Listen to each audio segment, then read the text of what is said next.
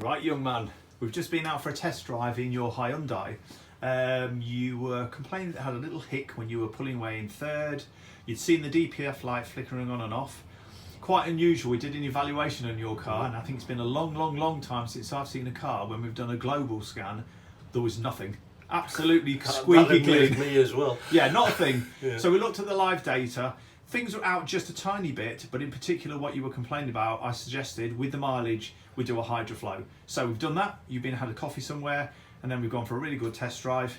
Your car, Alan, what did you find when you were driving it? It picks up a lot smoother. Yep.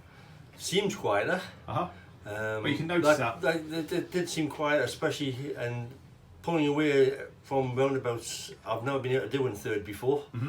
Pulls away like a train now. Yeah, they always tend to pick up better, don't they, from low down. So your bottom now is calibrated to know what removing the carbon content in your vehicle feels like. Something that you recommend? Definitely recommend it. So you're happy bunny? I'm a happy bunny. I'll be back next year just before my MOT. Thank you ever so much. Thank you. Cheers.